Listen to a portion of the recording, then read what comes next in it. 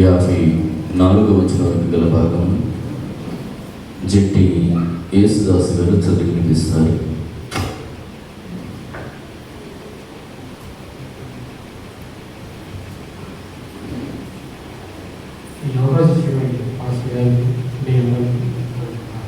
ధన్యవాదాలు.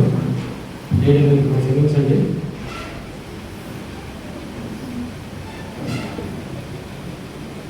అంతటిని ప్రేమతో ఆహ్వానం సమయం మించిపోతుంది. వారు నపాస్తాలను అడ్డగించు తొలికోత అనబడిన చోటుకి వచ్చి సేదు కలిపిన ద్రాక్షారసముకు ఆయనకు త్రాగనిచ్చారు. కానీ ఆయన దాన్ని రుచి చూసి త్రాగలేకపోయారు.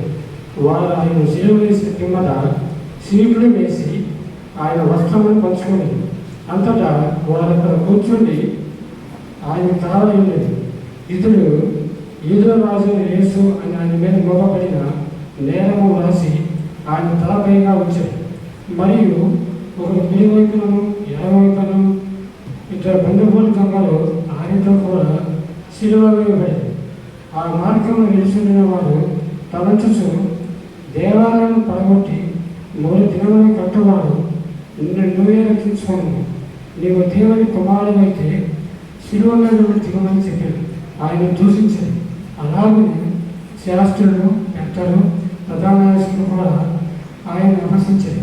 వీడు ఇతరులను రక్షించను, తన తానే రక్షించుకోలేడు. ఇశ్రాయేలు రాజు కదా ఇప్పుడు శిలువ మీద నుండి దిగిన నమ్మును, నేను దేవుని విశ్వాసం ఉంచును, నేను దేవుని కుమారుని చెప్పాను కనుక ఆయనకు ఇష్టమైతే ఆయన ఇప్పుడు నన్ను తప్పించని చెప్పాను. ఆయనతో కూడా శిలువ వేయబడిన దొంగలు కూడా అలాగే ఆయన నిలిచి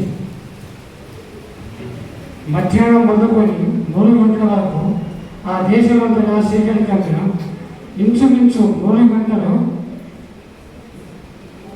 గంటలప్పుడు యేసు ఏలి ఏలి లాభా సరక్త అని బిగ్గరగా కేక వేశాడు. ఆ మాటకు నా దేవా నన్ను ఎందుకు చెయ్యి విసివని అర్థం.